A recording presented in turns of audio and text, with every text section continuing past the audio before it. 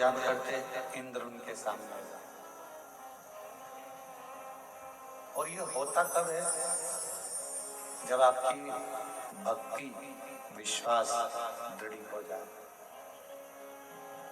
जब आपका भरोसा दृढ़ हो जाए तब। अगर भरोसा दृढ़ नहीं हो पाता है तो फिर भगवान का दर्शन या हमारे जो कार्य होने वाले होते हैं उसमें कहीं ना कहीं त्रुटि, कहीं ना कहीं उलझने आती, कहीं ना कहीं तकलीफें आती रहती है, उलझने आती रहती है। दिवोदास एक ऐसे राजा हुए काशी में जिन्होंने ब्रह्मा जी को बड़ी प्रसन्नता के साथ में, बड़ी आनंदता के साथ प्रकट कर। दिवोदास एक ऐसे राजा हुए जिन्होंने इंद्र को, गरुण को, वरुण को, सभी देवताओं को जब चाहे वो बस आमंत्रण देता और देवता उसके सामने आ जाता। अब दिवोदास को एक बार अहंकार आया। दिवोदास को ये अहंकार आया कि मैं ब्रह्मा जी को बुलाता हूँ तो ब्रह्मा जी आ जाते हैं, मैं भगवान विष्णु को बुलाता हूँ तो भगवान विष्णु आ जाते हैं, मैं इंद्र को बुलाता हूँ तो इंद्र आ जाते हैं, मैं गरुण वरुण को बुलाता हूँ तो गरुण वरुण आ जाते हैं। मेरे बुलाने पर ये सब देवता मेरे सामने हो।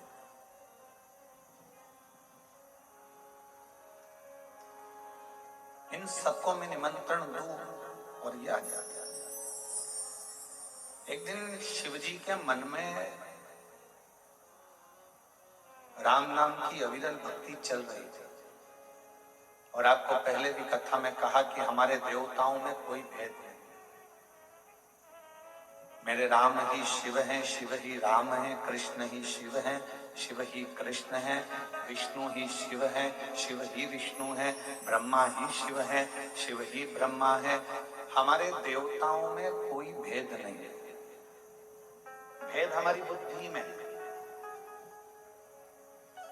एक ट्यूबलाइट उजाला करती है कि नहीं करती है? जम के बोलो, करती है। बल्ब उजाला करता है कि नहीं करता? करता। हेलोजन उजाला करती है। प्रकाश ट्यूबलाइट से भी हो रहा है, प्रकाश बल्ब से भी हो रहा है, प्रकाश हेलोजन से भी हो रहा है, और प्रकाश जो भी लाइट है वो प्रकाश कर रही है, वो उजाला कर रही है। आकृति अलग अलग है, वॉट अलग अलग है। कोई 9 वाट का है, कोई 10 वाट का है, कोई 15 वाट का है, कोई 20 वाट का है, कोई 50 वाट का है। हेलोजन अलग वाट का, ट्यूबलाइट अलग, बल्ब अलग है, पर सबका काम क्या है? सबका एक काम है, प्रकाश करना। बल्ब का काम भी प्रकाश करना है, ट्यूबलाइट का काम भी प्रकाश करना है, हेलोजन का काम भी प्रकाश करना है, और जो छोटी मोटी लाइट होती हैं उनका काम भी प्रकाश करना है। डिजाइन अलग है, वॉट अलग है, नाम अलग है, सब कुछ अलग है, पर सबका काम प्रकाश करना है। उसी तरह चाहे तुम राम कह लो, चाहे तुम कृष्ण कह लो, चाहे तुम विष्णु जी का नाम ले लो, चाहे तुम ब्रह्मा जी का नाम ले लो, चाहे तुम दुर्गा भवानी का नाम ले लो, चाहे तुम अपने कुल देवता का नाम ले लो, चाहे तुम अपने पितृ देवता का नाम ले लो, चाहे तुम अपने देवाधिदेव महादेव का नाम ले लो, चाहे तुम काल भैरव का नाम ले लो, तुम्हारी मर्जी पड़े तुम जिसका नाम लो। जैसे बल्ब, ट्यूबलाइट, हेलोजन सबका काम प्रकाश देने का है, उसी तरह सारे देवताओं का काम तुम्हें मुक्ति देने का है, मोक्ष देने का है। वो तुम्हें फल प्रदान करने का कार्य है। अब तुम, ये हमारी सोच है कि हम भेद उत्पन्न कर रहे हैं। हमने कह दिया कि राम बड़े, हमने कहा कृष्ण बड़े, हमने कहा शिव बड़े, हमने कहा विष्णु बड़े, हमने कहा दत्त बड़े, हमने कहा ये बड़े। ना ना, सब सामर्थ्यवान, सब सामर्थ्य। भारत की भूमि के जितने भी गुरुजन हैं, भारत की भूमि के जितने भी संत जन हैं, साधु हैं, सन्यासी हैं, तपस्वी हैं, साधक हैं, उपासक हैं, ब्राह्मण हैं, छोटा हो चाहे बड़ा हो, वो सब एक गुरु के पद पर है। इसलिए गुरु पूर्णिमा की यह कथा उन सब के चरणों को नमन करती है, प्रणाम करती है। वो सब गुरु के पद पर, सारे मठाधीश, पीठाधीश, महामंडलेश्वर, जगत गुरु, शंकराचार्य आदि जितने भी हैं, सबको ये व्यासपीठ नमन करती है। ये सब गुरु के पद पर, सबका अपना अपना एक प्रकाश है। बल्ब का अपना प्रकाश है तो ट्यूबलाइट का अपना प्रकाश है तो हेलोजन का अपना प्रकाश है। उसी तरह भारत की भूमि पर जितने संत, महात्मा, पीठाधीश, मठाधीश जितने भी हैं, जगत गुरु आदि कादि जितने भी विराजमान हैं, ये सब प्रकाश का काम करते हैं, सनातन को मजबूत करने का कार्य। अब कोई इनमें भेद करे कि ये श्रेष्ठ है, वो श्रेष्ठ नहीं है, ये अच्छा नहीं है, वो अच्छा नहीं है। हमने कई बार देखा है कि दुनिया के कई लोग उसमें भी भेद करते रहते हैं कि हमारा गुरु बड़ा तो उनका गुरु छोटा, उनका गुरु बड़ा तो उनका गुरु छोटा। ना, कभी भेद नहीं करते। तुझ में राम, मुझ में राम, सब में राम समाया है, जित देखो उत राम की ही माया है, जहां देखो वही राम। इसमें क्या भेद देखना, इसमें क्यों भेद देखना कि भाई ये बड़ा कि वो बड़ा कि वो छोटा? नहीं।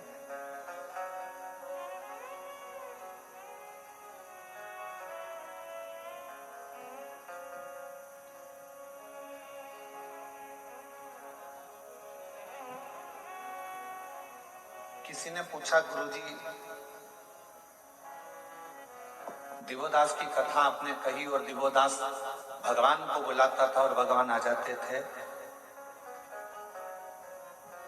जब भगवान को बुलाता और भगवान आ जाते तो दिवोदास के मन में ये अहंकार कहां से प्रकट हो, ये अभिमान कहां से?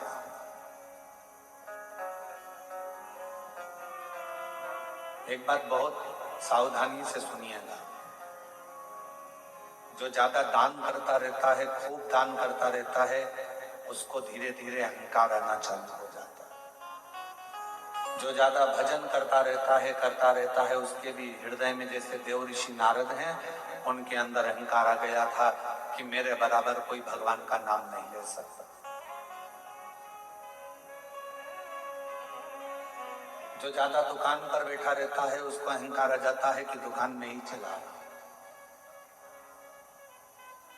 जो ज्यादा काम करता रहता है, उसको लगता है कि सारा कार्य मैं ही कर रहा हूं। और ये अभिमतता है। भगवान के करीब में रहने वाला व्यक्ति को ये सोचना चाहिए कि भगवान ने हमको इस लायक बनाया कि हम भगवान के करीब में हैं, गुरु के करीब में हैं, संत के करीब में हैं, साधु के करीब में हैं, तपस्वी के करीब में। संसार में कितने लोग हैं, गुरु चाहता तो किसी दूसरे को आज्ञा दे देता कि भैया ये कर देना तो काम हो जाता।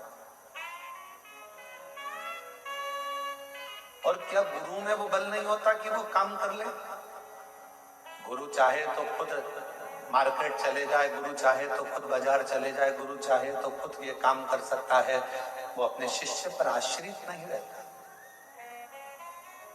पर गुरु मध्य मध्य शिष्य की परीक्षा लेता है। कितना चावल पका है, सब्जी बनाने वाला बार बार आलू को थोड़ी थोड़ी देर में निकाल कर चेक करता रहता है।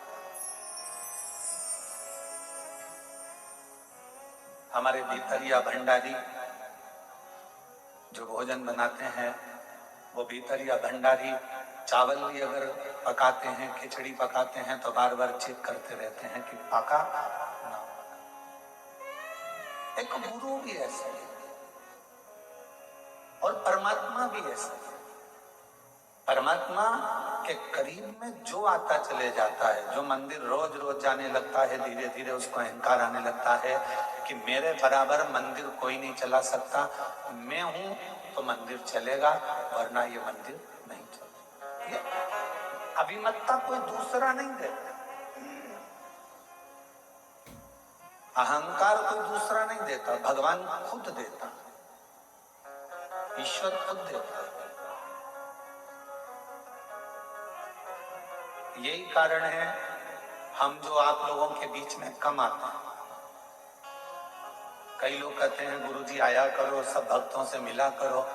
उसका ये कारण है, आपके पास में रहते रहते आप लोग हवाई लगा कर कहते हो बाबा हमारा ये काम हो गया, बाबा हमारा ये काम हो गया, बाबा मेरे बेटे की नौकरी लग गई, बाबा मेरा रोग था समाप्त हो गया। तुम हमको कहो और कल से भीतर अभिमतता आ जाए तो हमारा करा धरा सारा भजन बेकार हो। इसलिए हम तुम्हारे बीच में नहीं आते। तुम अपना कर्म करो, एक लोटा जल चढ़ाओ, भजन करो। कुबेरेश्वर धाम तुम्हारे पिता का घर है, अपने बाप के घर आए हो तो बाप से बात करो। भाई से तो कभी भी बात होती रहेगी, बाप से करना चाहिए, पिता से करना चाहिए, उसके आश्रित। कई लोग कहते हैं सारे महाराज मिलते हैं, आप नहीं मिलते हो। नहीं,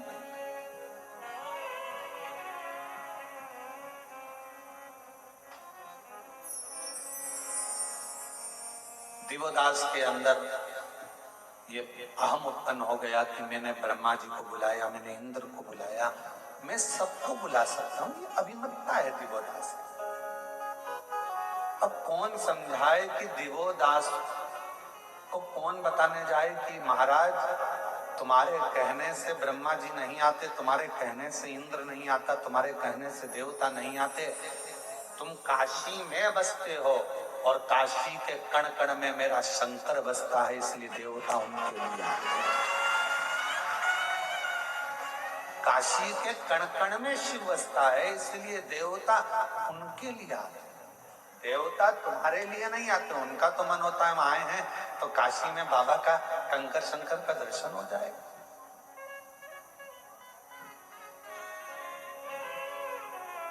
कई लोगों के मन में एक भाव उत्पन्न हो जाता है, वो तो हमारे कारण हमारे रिश्तेदार आए हैं तो उन्होंने सोचा कि चलो कुबेरेश्वर धाम दिखा दें इनको। अरे भाई, रिश्तेदार से तो पूछो, वो तुम्हारे लिए नहीं आए हैं, वो कुबेर भंडारी के लिए अपना घर छोड़कर आए। आज के जमाने में कोई रिश्तेदार फ्री नहीं है कि किसी की आएगा। वो तो केवल सीहोर में भी रिश्तेदारी ढूंढता है, तो इसलिए ढूंढता है क्यों, मासी जी तुम्हारी क्या गुरु जी से पहचान है क्या? क्यों मामा जी, क्या वो सीहोर वाले महाराज जी से तुम्हारी पहचान है क्या? आज रिश्तेदार भी किसी के आना पसंद नहीं करता, क्योंकि किसी के पास समय नहीं। और अगर आपके रिश्तेदार आ रहे हैं तो ये सोच कर आते हैं कि सीहोर जाएंगे तो अच्छा है, हमारे कुबेर भंडारी की पूजन हो जाएगी, जल चढ़ जाएगा, बाबा का दर्शन। उस संबंध को निभाने के लिए,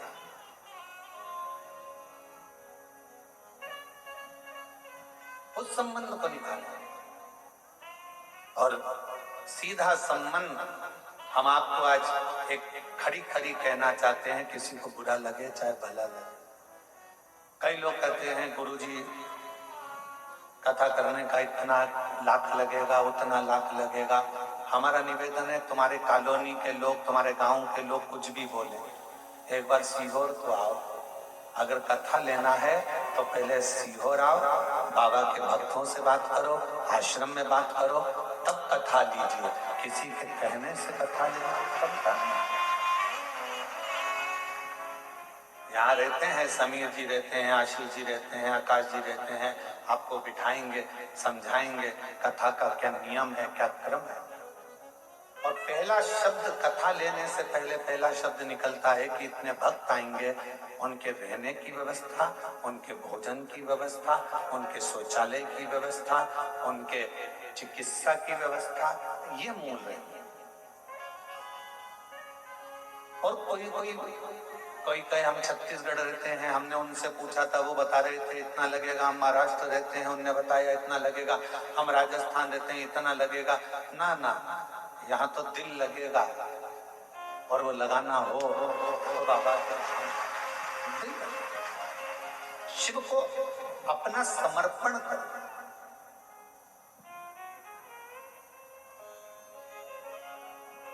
और ये समर्पण बहुत जरूरी है।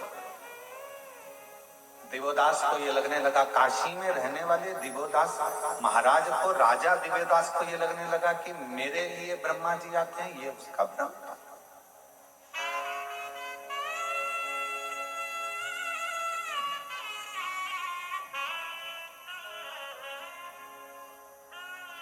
कुबेरेश्वर धाम के इस पवित्र प्रांगण में रहने वाले किसी व्यक्ति को अहंकार आ जाए कि मेरे चक्कर में इतने लोग आ रहे हैं, तो ये उसका अहंकार है। और सुनो सीहोर वाले महाराज, तुम भी मत सोचना कि तुम्हारे लिए ये लोग आ रहे हैं, नहीं, ये तो बाबा कंकर शंकर के लिए आ रहे हैं, ये उसके हैं। जिसकी कथा होती है ये उसको सुनने के। हमने पहले भी एक बार कथा में कहा, लोग कहते हैं सीहोर वाले महाराज की कथा है, तो सीहोर वाले महाराज की कथा शिव महापुराण की कथा। हम जा रहे हैं शिव पुराण की कथा में। कहा? सीहोर। इतना ही बोल दोगे ना कि सीहोर जा रहे हैं शिव पुराण की कथा में, तो लोगों को समझ में आ जाएगा कि कुबेरेश्वर बाबा के धाम, बाबा भंडारी के दरवाजे पर भंडार लेने के लिए जा रहे हैं। उसका नाम कुबेर भंडारी है। उसका काम केवल एक ही है, दुनिया के भंडार भरना। वो बैठा ही 12 ज्योतिर्लिंग के बीच में है। पूरा 12 ज्योतिर्लिंग का नक्शा निकाल लो, तुम मैप पे सर्च कर लो, और 12 ज्योतिर्लिंग का नक्शा निकाल कर सर्च करोगे तो बीच के अंदर में कुबेरेश्वर भंडारी बिल्कुल सुई की नोक पर बैठा। बीच के बिल्कुल 12 ज्योतिर्लिंग का पूरा नक्शा बनाओ, उसके 20 सेंटर में कुबेरेश्वर बाबा।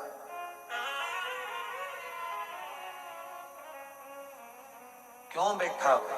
उसको मालूम है अगर कोई 12 ज्योतिर्लिंग अपने जीते जी ना कर पावे तो एक बार कुबेरेश्वर धाम चले जाएगा तो 12 ज्योतिर्लिंग का फल मिलता है। उसको मालूम है। कोई कोई होता है नहीं जा पाया, कहीं केदार नहीं जा पाया, मल्लिकार्जुन नहीं जा पाया, नागेश्वर नहीं जा पाया, भीमाशंकर नहीं जा पाया, तो बाबा के धाम उसका नाम ले, उसका उच्चारण।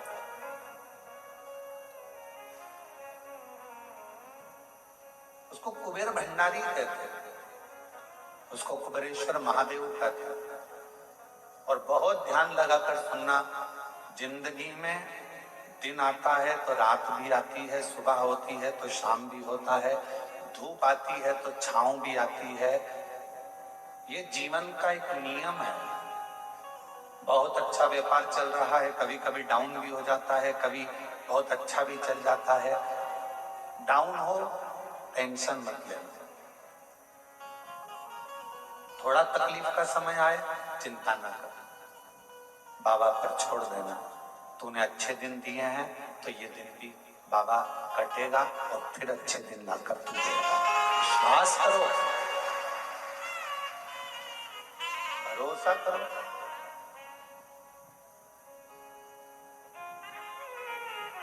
महाराज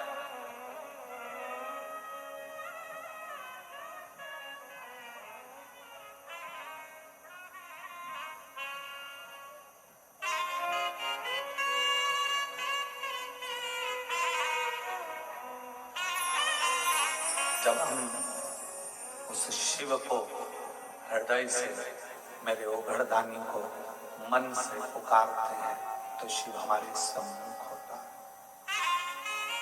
भीतर के अहंकार का त्याग करता।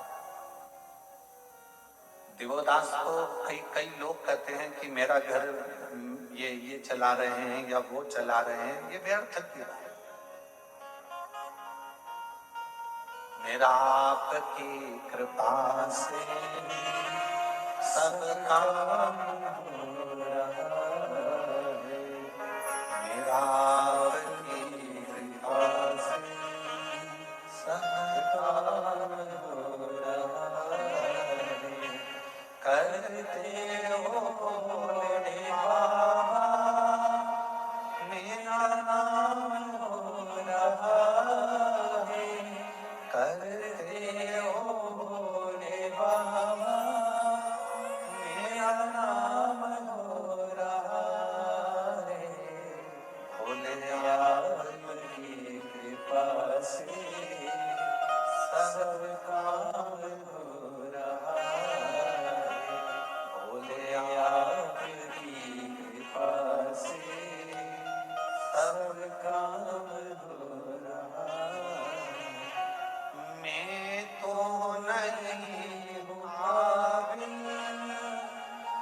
तेरा पार कैसे पाऊं, मैं तो नहीं हूँ काबिल, तेरा पार कैसे पाऊं, टूटी हुई वाणी से गुणगान कैसे गाऊं, टूटी हुई वाणी से गुणगान कैसे गाऊं, करता नहीं मैं कुछ भी, सरेआम हो रहा है, करता नहीं मैं कुछ भी, सरेआम हो रहा है, भोले आपकी कृपा से सब काम हो रहा है।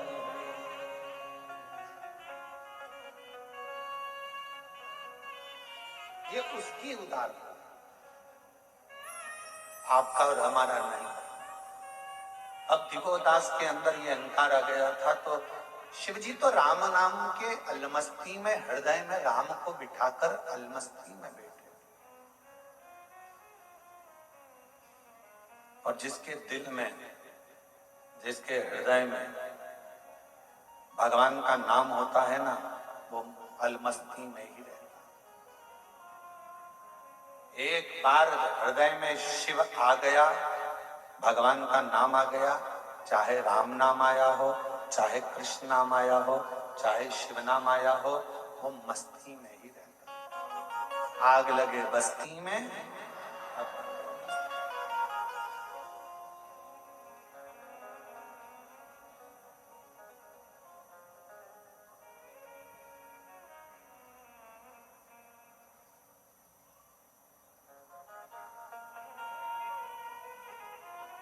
वो अपनी मस्ती में रहता है।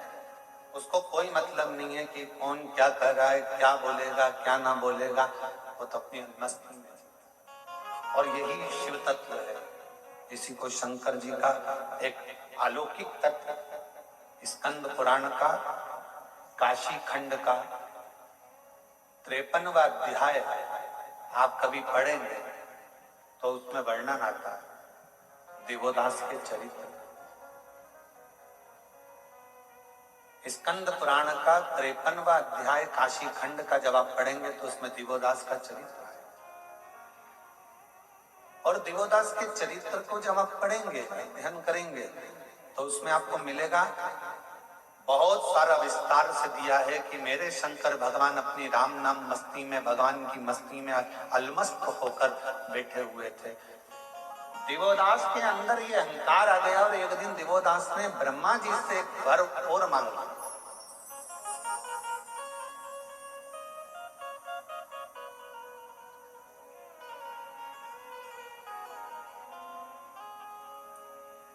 कि मेरे पूछे बिना इस काशी के अंदर कोई भी देवता प्रवेश ना। अब इसमें ब्रह्मा जी को थोड़ा सोचना था कि काशी के देवता तो देवाधिदेव महादेव, और अगर ये वर दे देंगे तो दिवोदास को वर तो मिल जाएगा, पर शंकर भगवान कहां जाकर रहेगा? काशी में कोई देवता प्रवेश ना करे। अब बड़ा भारी प्रसंग, तो कहा ठीक है। ब्रह्मा जी ने कहा हम वर तो दे देंगे, पर एक और बात है, मान लो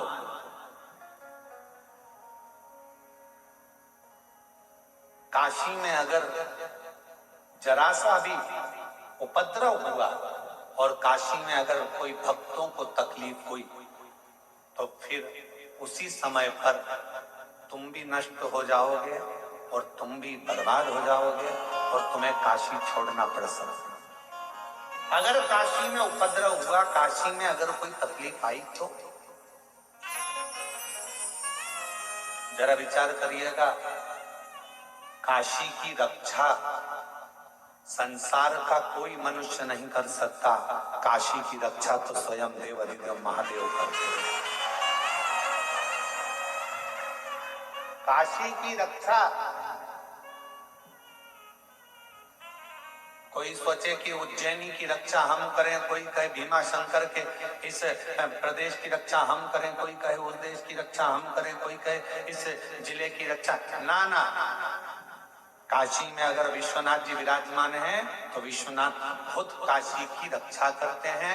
स्वयं काशी के भक्तों में और काशी में रहने वालों को भंडार भरने का काम मेरा विश्वनाथ खुद करता है। उज्जैनी की रक्षा स्वयं मेरे काल अधिपति महाकाल राजा करते हैं। उज्जैनी का भंडार महाकाल करते हैं। सोमनाथ में सोमेश्वर भंडार भरते हैं। केदारनाथ में केदारेश्वर भंडार भरते हैं। कोई दूसरा नहीं करता। किसकी सामर्थ्यता होगी करेगा।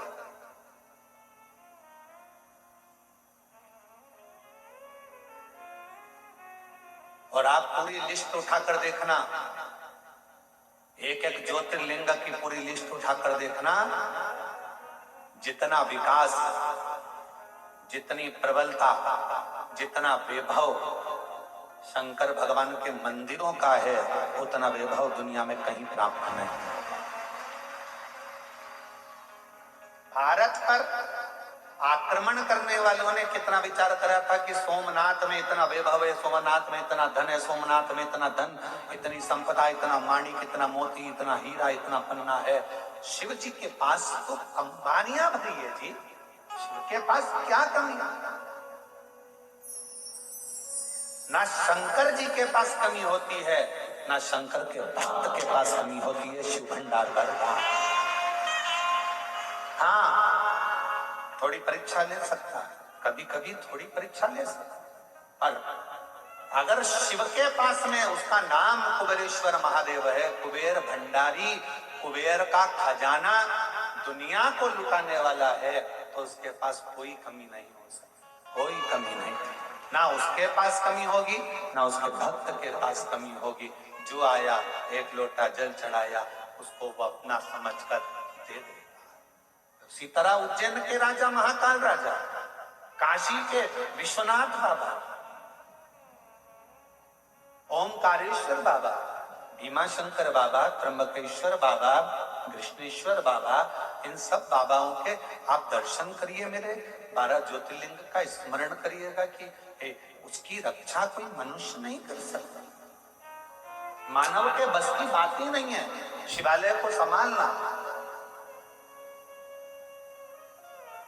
मानव से अपना घर नहीं संभालता तो वह शिवालय क्या खाक संभालेगा? संभालता तो वह देवाधिदेव महादेव है, जो संभाल रहा, संभाल आए गए।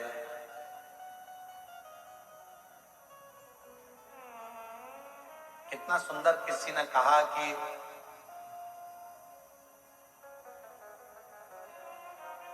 एक चेला आया एक गुरुजी के पास और गुरुजी से कहा मैं गुरु मंत्र लेना है। तो गुरुजी ने कहा मेरे को गुरु बनाओगे? हाँ। तो कहा मुझे गुरु बनाने से अच्छा है पहले तुम 3 लोगों को गुरु बनाओ। 3 को गुरु बनाओ। पहले नंबर पर उसने कहा किसको बनाऊं? तो कहा चोर को। दूसरे नंबर पर कहा किसको बनाऊं? तो कुत्ता को। और तीसरे नंबर पर कहा कि किसको गुरु बनाऊं? तो एक छोटे से बच्चे को। गुरु ने अपने चेले से कहा कि मुझे गुरु बनाने से पहले तू इन 3 को गुरु बना। तो उसने कहा गुरुजी पागल मागल हो गए हो क्या? छोटे को गुरु बनाऊंगा? चोर को? कुत्ता को गुरु बनाऊंगा? और बच्चा पूछा था तो छोटा सा बच्चा जो पैदा हुआ है उसको गुरु बनाऊंगा? हाँ, तो इनको गुरु बना फिर मेरे पास है। गुरु पूर्णिमा का दिन निकल गया, चेला चले गया। अब 3 गुरु को उसने ढूंढा, चोर को ढूंढा और चोर को गुरु बनाना प्रारंभ किया।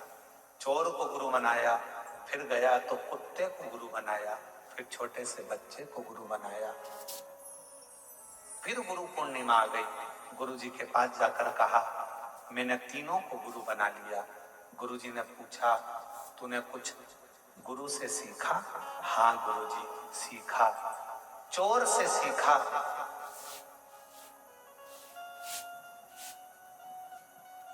कमाने का तरीका, लगन से काम करने का तरीका और अपनी दृष्टि एक कर कर चैन पर पड़े रहने का तरीका।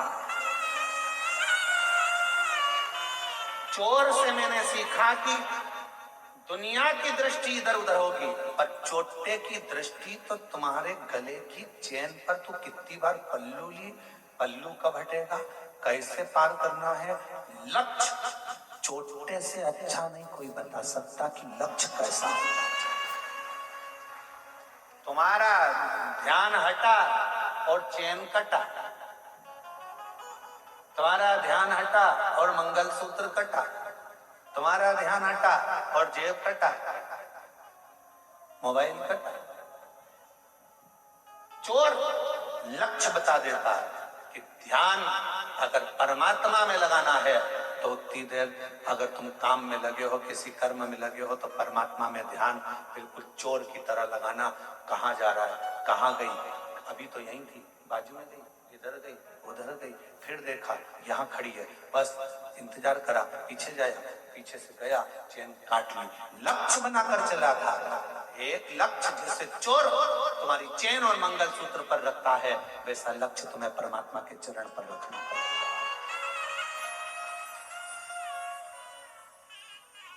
दूसरे नंबर पर कुत्ता को गुरु बनाया तो गुरुजी ने पूछा कुत्ता से क्या सीखा? तो क्या कुत्ते से सीखा कि मनुष्य से ज्यादा वफादार कुत्ता होता है। कुत्ते की वफादारी है, जो खिलाता है उस पर कभी नहीं भौंकता है, जो खिलाता है उस पर कभी नहीं भौंकता है। ये कुत्ते की वफादारी है। तो गुरुजी ने पूछा तेरा कहने का सार क्या है? तो कहा कलिकाल में माँ बाप बेटे को खिलाते हैं तो भी बेटा भौंकता है। कलिकाल में बच्चे को परवरिश माँ बाप करते हैं, भाई भाई को, नाते रिश्ते कुटुंब कबीले, किसी को जरूरत पड़ी देना भैया 50,000 दे दिए, वो अपना काम निकाल लिया, बाद में वही भौंकने को आ गया। कुत्ते से अच्छी वफादारी दुनिया कोई नहीं निभा सकती। तीसरा गुरु बच्चा, तो कहा बच्चे से गुरुजी मैंने सीखा मासूमियत, बच्चे से मैंने सीखा भोलापन, और बच्चे से मैंने सीखा किसी ने डांट भी दिया उसके बाद वापिस उसी की गोद में जाकर बैठ गया, सोचा नहीं, विचारा नहीं। और बच्चे से मैंने मासूमियत सीखी, बच्चे से मैंने भोलापन सीखा, और बच्चे से मैंने भूलना सीखा। गुरुजी ने कहा अब इस गुरु पूर्णिमा पे मैं तुझे गुरु मंत्र दे दूंगा, अब इस गुरु पूर्णिमा पे मैं तुझे गुरु मंत्र दे दूंगा, क्योंकि तूने गुरुओं से सीख लिया, अब तुझे ज्यादा सिखाने की जरूरत नहीं पड़ेगी। संसार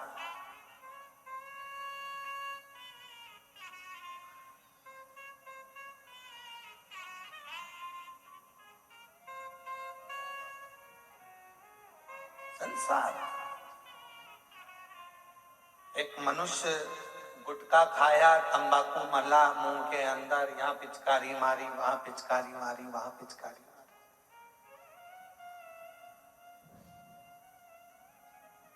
बोलो सही है कि गलत है? अरे जम के तो बोलो। एक मनुष्य गुटखा खाकर यहाँ थूक दिया, वहां थूक दिया, वहां थूक दिया। मनुष्य से तो समझदार कुत्ता होता है, जो बाथरूम भी करता है तो जमीन पर नहीं करता, दीवार पर करता है। क्यों? कुत्ता से पूछा गया तू ऐसा क्यों करता है? सब बाथरूम जमीन पर करते हैं तो दीवार पर क्यों करता है? तो कुत्ता भी करता है। कोई शिव का भक्त जमीन पर बैठकर भजन करता होगा, इसलिए मैंने जमीन पर बाथरूम करना पड़ा। ये मानव को सीखना चाहिए, ये मनुष्य को सीखना चाहिए। जो गुटखा खाकर यहाँ वहां थूकते फिरते हैं, उनको थोड़ी सी कुत्ता से ले लेना चाहिए कि वो कुत्ता भी हमको ज्ञान देता है कि भूमि को शुद्ध रखना है, प्रकृति को हरा भरा रखना है, जमीन को साफ रखना है, स्वच्छ रखना है। अपना देवालय, अपना शिवालय, अपनी धरा, अपना शहर, अपना गांव, अपनी भूमि साफ होना चाहिए, शुद्ध होना चाहिए, निर्मल होना चाहिए। पर हम समझ नहीं पाते। एक गुरु ने 3 के पास भेजा था और वो तीनों बड़े प्रबल थे महाराज, तीनों बड़े।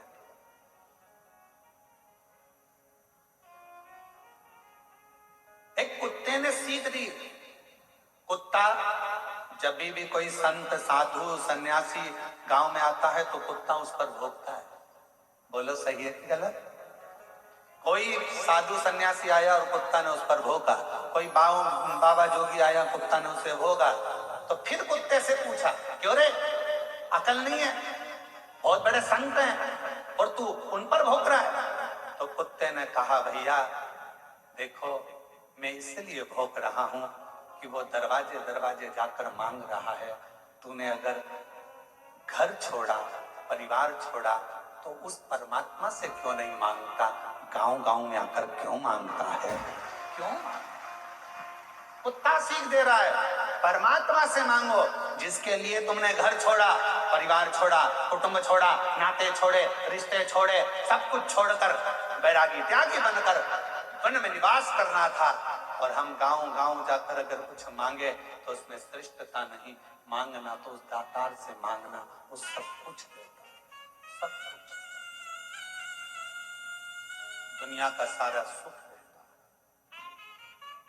सारा।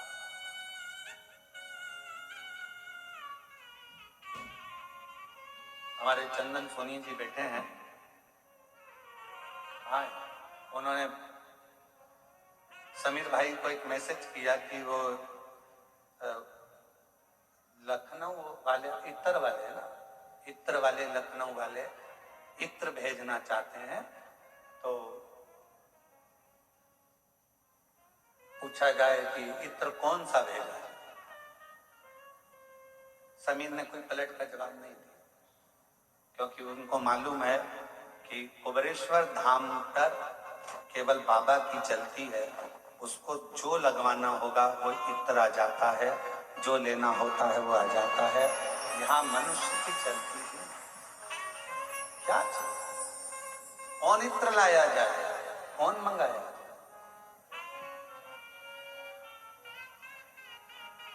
क्या लाया जाए, क्या मंगाया? कुबेरेश्वर धाम का एक नियम है।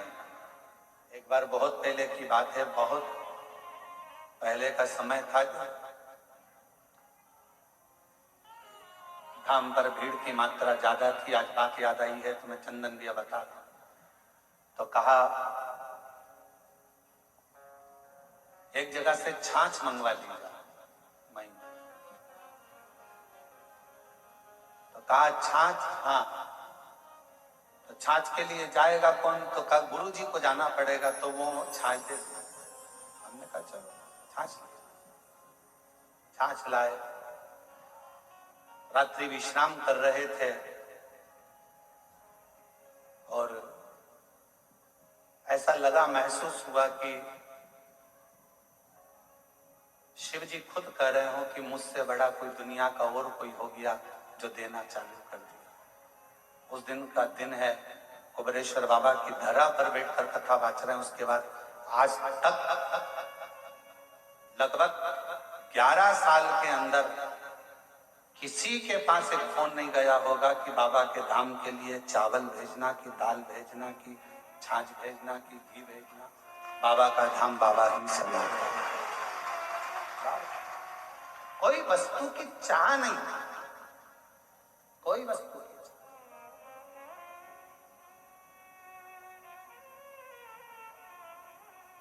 कोई वस्तु की चाह। और इतना मेरे बाबा का भंडारा, इतना भंडारा रोज का चलता है, और रोज कहां से आता है, कहां जाता है?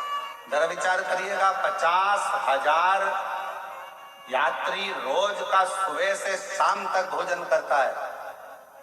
सुबह से शाम तक भोजन करता है 50,000 यात्री। रोटी, सब्जी, मीठा, नमकीन, खिचड़ी सब बनता, रोज का बनता।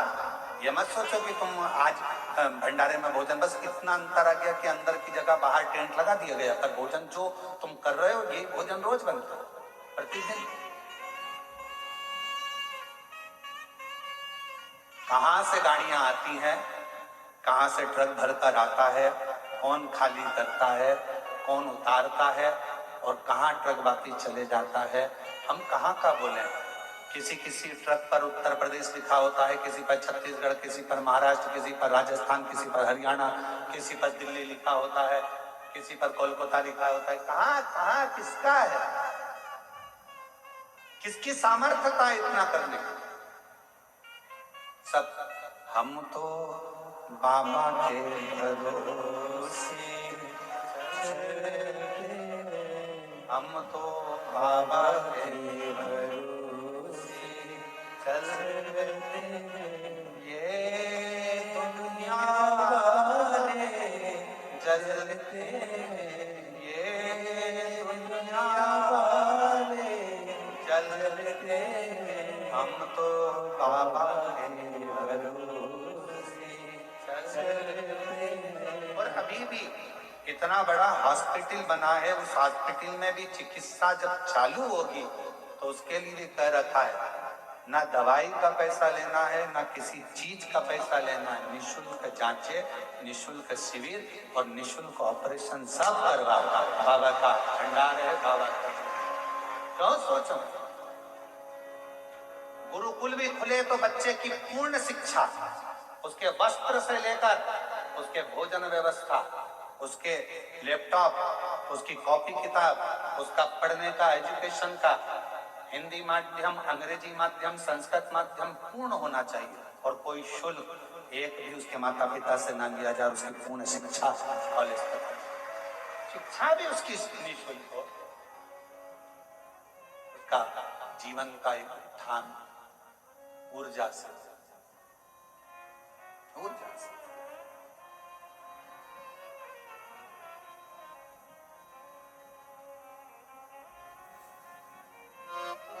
और उसकी सेवा ही पूर्ण।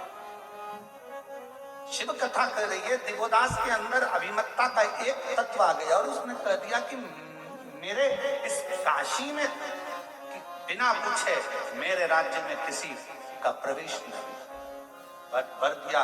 पर एक बात याद रखना, अगर काशी में थोड़ा सा भी उत्पात हुआ, काशी में अगर थोड़ी सी भी तकलीफ आई तो तुम बर्बाद हो जाओगे, नष्ट हो जाओगे और तुम्हें छोड़ना पड़ेगा काशी को। कहा मेरे होते हुए काशी में उपद्रव नहीं हो सकता। और फिर निवेदन करूं, शंकर के धाम को, शिव की भूमि को शिव ही संभालते हैं, किसी की सामर्थ्यता नहीं कि कोई दूसरा संभाले। काशी किसकी है? विश्वनाथ बाबा की। किसकी है? विश्वनाथ। उज्जैनी किसकी है? राजा महाकाल। वो संभाले।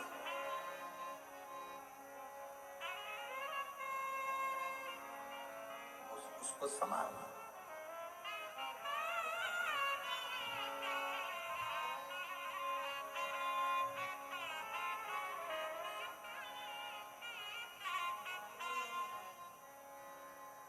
कल एक माताएं बैठकर एक भजन गा रही थी, बड़ा अच्छा भजन था कि कागज की नाव बनी शिव जी सहारे, कागज की नाव बनी शिव जी सहारे, नाव मेरी चाल रही किनारे किनारे, नाव मेरी चाल रही किनारे किनारे, काहे कागज की नाव बनी शिव जी सहारे, कागज की नाव बनी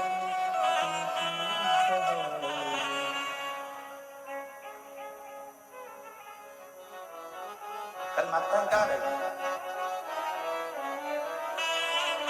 और उन्होंने फिर एक लाइन गाई थी, महाराज नाव में महाराज गुरु जी बैठा, नाव में महाराज गुरु जी बैठा। आप ही गाओ, नाव में महाराज गुरु जी बैठा, बैठा नाव में मारा गुरु मैया बैठ गई शिव के सहारे। गुरु मैया बैठ गई शिव के सहारे। कागज की नाव बनी शिव जी सहारे। कागज की नाव बनी शिव जी सहारे। कागज की नाव बनी शिव जी सहारे। बोलो बोलो बोलो। फिर उन्होंने गाया नाव में मारा ससुरा जी बैठा। नाव में मारा ससुरा जी बैठा। नाव में मारा ससुरा जी बैठा।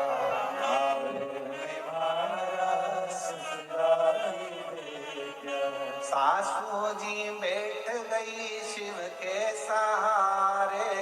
सासू जी बैठ गई शिव के सहारे। अब इस भजन की सबसे बड़ी लाइन का अंतरा है कागज की नाव और उसमें गुरु जी भी बैठ गए। किसके सहारे? शिव के सहारे। और गुरु माँ भी बैठ गई किसके सहारे? ससुरा बैठ गया किसके सहारे? शिव के सहारे। अब ईमानदारी से बोलो कागज की नाव के डूबेगी नहीं पर शिव सहारा बन जाए तो कागज की नाव डूबा। कागज की नाव बनी शिव जी सहारे। कागज की नाव बनी शिव जी सहारे। कागज की नाव बनी शिव जी सहारे। कागज की नाव बनी शिव जी सहारे। ओ नाव मेरी चल रही किनारे किनारे। नाव मेरी चल रही किनारे। ओ नाव मेरी चल रही किनारे किनारे। नाव मेरी चल रही किनारे किनारे। कागज की नाव बनी शिव जी सहारे। सब लोग नाव बनी शिव जी सहारे। ओ कागज की नाव बनी शिव जी सहारे। कागज की नाव बनी शिव जी सहारे। ओ नाव मेरी चल रही किनारे किनारे।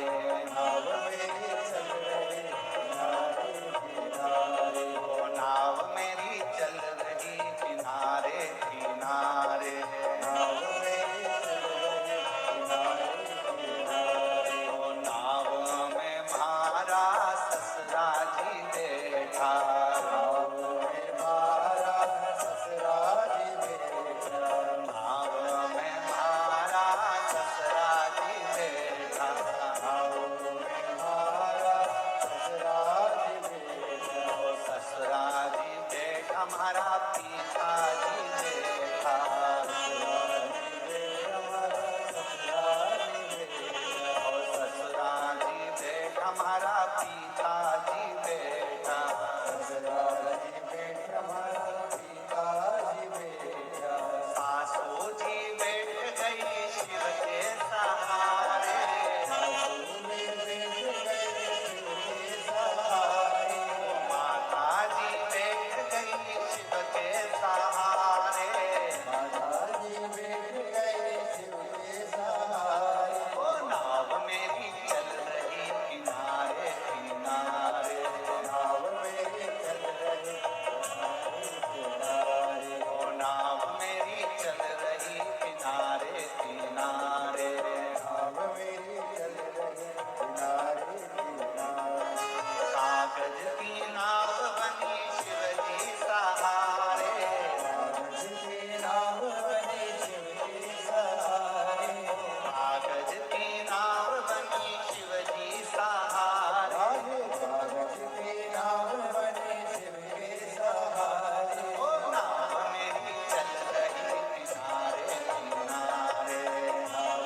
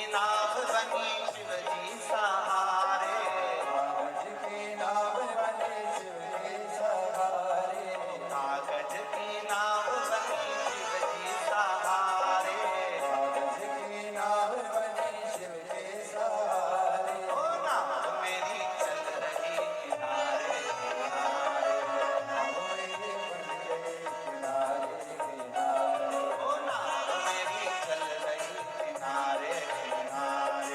नाव मेरी बन गई किनारे किनारे। शंभो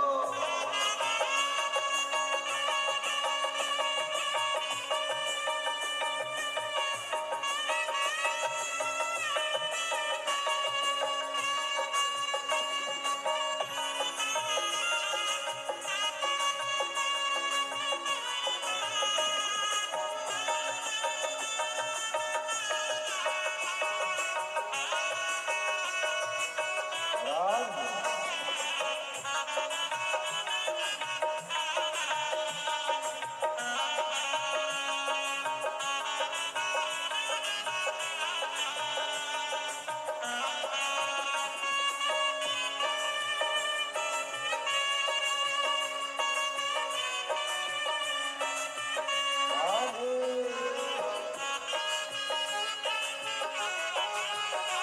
शंभो जय हो।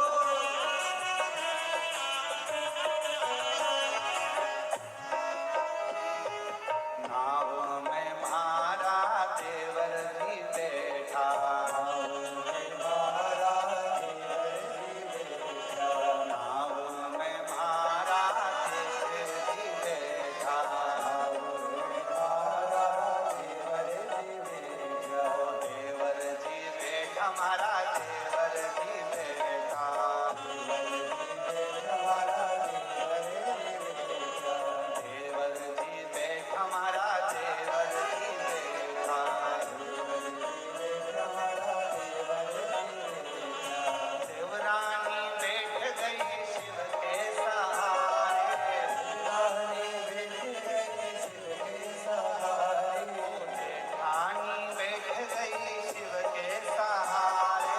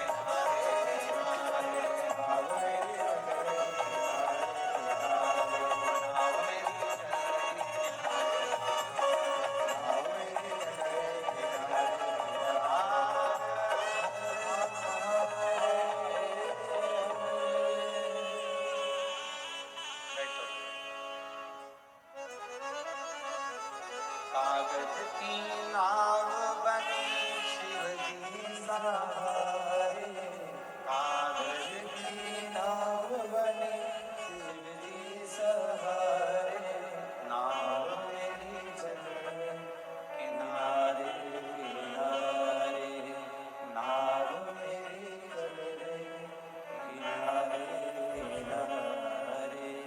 बाबा से प्रार्थना करो। 5 दिवसीय गुरु पूर्णिमा महोत्सव की यह कथा आज विराम की ओर जाएगी। कहते हैं मेहमान जाते जाते बच्चों के हाथ में कुछ देकर जाते हैं, तो ये तो तुम्हारे पिता का घर है। मेरा कुबेर भंडारी भी अपनी बेटी और दामादों को खाली नहीं भेजेगा, लिफाफा देकर जरूर भेजेगा।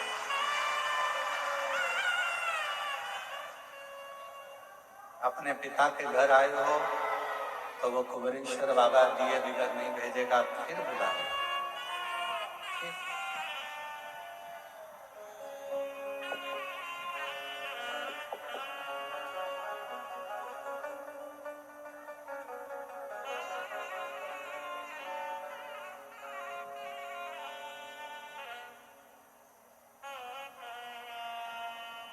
और कितना सुंदर भाव कहा कि कागज की नाव भी शिव के सहारे से पार उतर। अगर सच्ची श्रद्धा, सच्चा विश्वास और भरोसा हो, हृदय से सभी लोग बाबा का नाम स्मरण, कंकर शंकर की भूमि है, विनय करेंगे, निवेदन करेंगे। बहुत दूर दूर से आप लोग आए हैं, लाखों की भीड़ है, बहुत ज्यादा संख्या में आप लोग यहाँ पहुंचे हैं। हम तो सोचे थे कि गुरु पूर्णिमा है, रुद्राक्षोत्सव की बात दूसरी होती है कि भीड़ ज्यादा होती है, पर तुम इतनी संख्या में आ जाओगे ये सोचा नहीं था। पिछले वर्ष गुरु पूर्णिमा पर केवल ये जो डूम लगा है बीच वाला, एक ही डूम लगाया था। अब की बार तो 1 2 3 4 5 6 7 8 लगाए और गेंद बाउंड्री पार है। तो ये शिव की अविरल भक्ति है। विश्वास है आप लोगों का मेरे कुबेर भंडारी के चरणों में, और ऐसा विश्वास आपके अंदर भरा रहेगा तो मेरा बाबा भी आपको देने में कभी पीछे नहीं हटेगा। इसके प्रति बना सब साथ में बोलेंगे, हृदय से बाबा को अपने दिल की बात कहना, सब कुछ बोलना। श्री शिवाय नमस्तुभ्यम के बाद एक लाइन जरूर बोला करो कि भोला सब दुख काटो महारा। एक दुख नहीं है जिंदगी में, ना जाने कब कौन सा दुख आए, वो सब आपको काटो। और जब मौन हो तो अपने अंदर जिस कामना से आए हो बाबा को वो कामना जरूर कहा। लंबा समय नहीं, बाबा को कहा करो 6 अगस्त को कावड़ भराएगी, जुलाई चल रहा है, 6 अगस्त के पहले ही मेरी मुराद पूरी कर देना, तो 6 अगस्त को कावड़ का डंडा लेकर 2 लोटा लेकर फिर पहुंच जाना। बस इतना हृदय से बाबा को निवेदन करेंगे।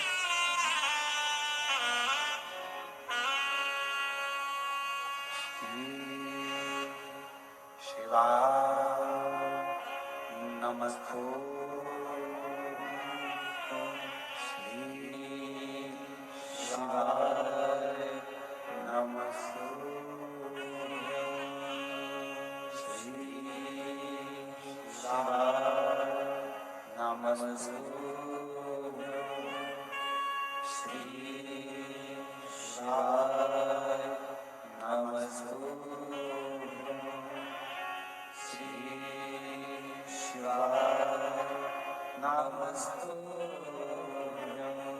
भोला सब दुख काटो महारा, भोला सब दुख काटो महारा।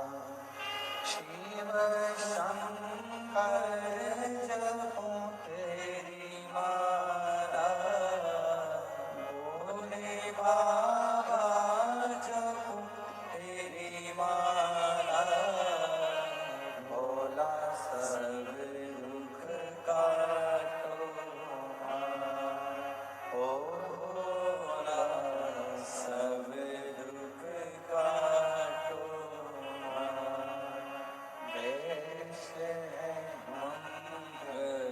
मंगलकारी गणेश है मंगल मंगलकारी शमशान वासी हमारा शमशान वासी हमारा होना सब दुख काटो हमारा होना सब दुख काटो हमारा।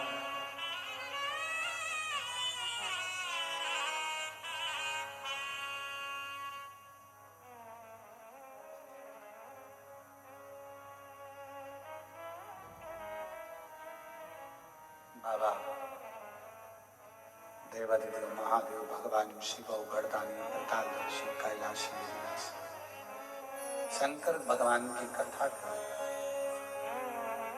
दिवोदास के भीतर का अहंकार ब्रह्मा जी ने कहा यदि काशी में कोई भी त्रुटि होती है तो उसका भोग तुमको करना। अब उसको लगा कि काशी तो मैं चला रहा, पर काशी चलाने वाला तो मेरा स्वयं देवादिदेव महादेव विश्वनाथ स्वयं चला।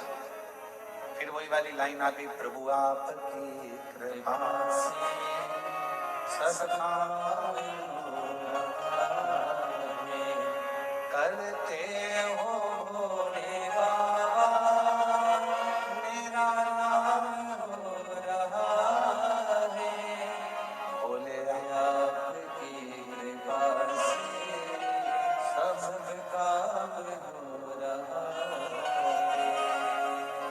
एक धन दूसरा धर्म।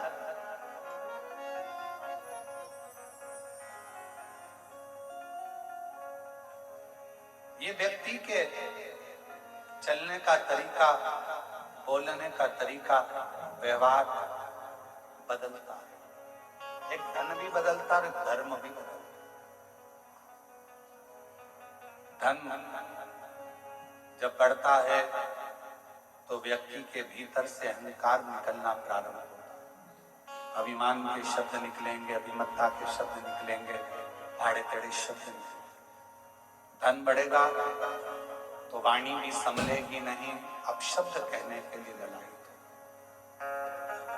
इसलिए शिव महापुराण की कथा कहती है धन से ज्यादा धर्म को बढ़ाना है। धर्म बढ़ेगा तो विनम्रता बढ़ती है, नम्रता बढ़ती है और सहजता बढ़ती है। हमारा सनातन धर्म विनम्रता देता है, सहजता देता है, सरलता देता है। दिवोदास के पास में राजसी ठाठ था, विमत्ता आ गई थी, अभिमान आ गया था, अहंकार आ गया था कि काशी को मैं संभाल लूंगा। और निवेदन है काशी को कोई नहीं संभाल सकता, काशी काशी है, उसको तो काशी का वासी और देवादिदेव महादेव ही संभाल सकते। एक काशी का वासी जिसको शिव ने बुलाया है,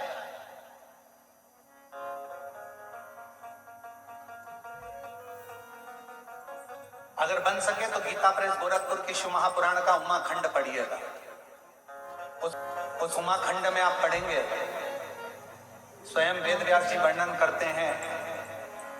उमाखंड को अगर पढ़ेंगे तो उसमें लिखा मिलेगा आपको कि शंकर भगवान स्वयं अपनी वाणी से कहते हैं, शिवजी अपनी वाणी से नंदी को कहते हैं, नंदीश्वर पृथ्वी पर अगर मनुष्य का जन्म हो जाए और वो मनुष्य अगर मेरी आराधना में, शिव की आराधना में डूब जाए तो समझ लेना कि वो मनुष्य कोई साधारण नहीं है, उसका पुनरपि बार बार जन्म नहीं होगा, वो मेरे ही धाम में सदा विराजमान रहेगा, सदा विराजमान।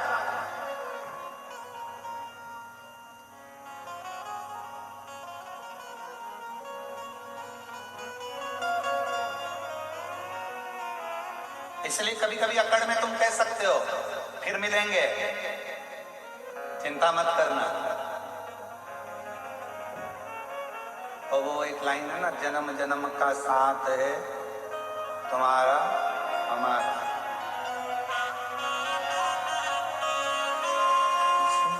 जन्म का साथ है तुम्हारा हमारा और सुन लो, अच्छे से सुनना। इस जन्म में कथा नहीं सुन पाए तो अगला जन्म फिर लेकर बाँचने आ जाऊंगा, पर सुना के जरूर जाऊंगा। अगर न मिलते इस जीवन में लेंगे जन्म दोबारा, अगर न मिलते इस जीवन भोरे भोरे बाबा, अगर तुम इस जन्म में शिव महापुराण की कथा ना देते, कुबेरेश्वर धाम ना देते, आपकी भक्ति ना देते, तो लेंगे जन्म दोबारा। और जन्म जन्म का साथ है तुम्हारा हमारा हमारा तुम्हारा। कहीं कहीं नहीं जाना, अपने को तो यही रहना, बस उसकी शरणागति में, उसका भजन, उसका स्मरण। शिव कह रहे हैं उमा संहिता में, शिव महापुराण गीता प्रेस गोरखपुर के लिए कराऊं, उमा संहिता पढ़ो, उसमें लिखा है मनुष्य शरीर मिलने के बाद अगर मनुष्य मुझे भजता है, मेरे शिवालय तक आता है, मुझ में मन लगा लेता है, हे नंदी, तो वो संसार में अगला जन्म ना लेकर कभी नहीं भटकता, कभी उसको दुख नहीं आता, वो मेरे धाम में सदा मेरा होकर रहता, मेरा हो। इसलिए अपन को डरना वरना नहीं किसी से। शिव हमारे और हम शिव। काशी गए हो कभी? कभी काशी जाओ तो काशी के लोग बड़ी दमदारी से कहते हैं सब दूर घूमे होगे, ये काशी है, काशी महाशमशान, ये काशी है। सावधानी से रहना, यहाँ रहना तो भजन करना, यहाँ रहना तो कीर्तन करना, यहाँ रहना तो अपने घर के पास में शंकर के शिवलिंग को जल चढ़ाते रहना, तो काशी तुमको बहुत फलीभूत होती रहेगी, बढ़ाती रहेगी।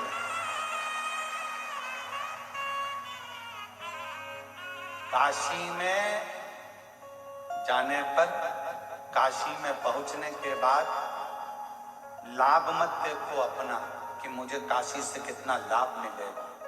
काशी में जाने के बाद ये देखो कि लाभ के दादाजी कब मिलेंगे।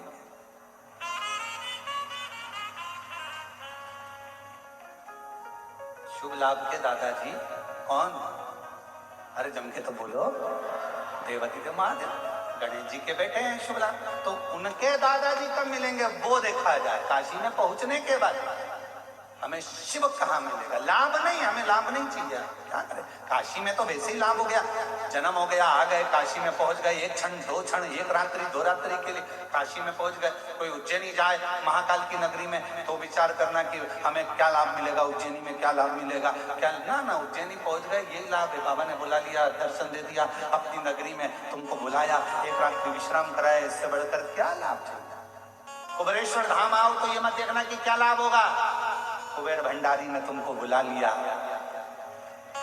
ठहरा दिया, खिला दिया और विदा कर दिया। बाप क्या देगा? बाप हमेशा बेटी का चेहरा देखता है और चेहरा देखकर समझ जाता है कि बेटी के जीवन में क्या चल रहा है, और बेटी के जीवन में क्या चल रहा है तो बेटी को तो वो विदा कर देता है। बेटी को विदा करा, एक साड़ी दी, लिफाफा दिया और बेटी चली गई। नाती पंती को थोड़ा थोड़ा सामान देकर, जमाई को 500 का लिफाफा देकर विदा कर देता है। पर बाप देख लेता है बेटी को तकलीफ है, बेटी को दुख है, तो बाप फिर बाद में चाल चलता है। फिर बेटी नहीं आती, फिर कौन आता है?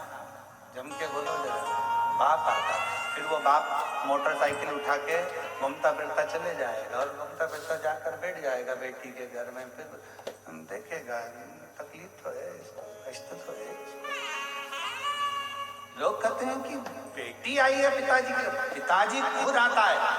बेटी का चेहरा देख लिया था, बहुत दुखी थी, आई थी, मुझसे कहना चाहती थी, भीड़ बहुत थी, पानी चढ़ाने के लिए आई थी, पर क्या करे, गले में मंगलसूत्र था, वो भी कोई चोट्टा ले लिया।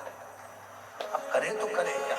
बहुत दुखी थी, बहुत कष्ट में थी, फिर भी मेरी बेटी है, क्यों चिंता करती है?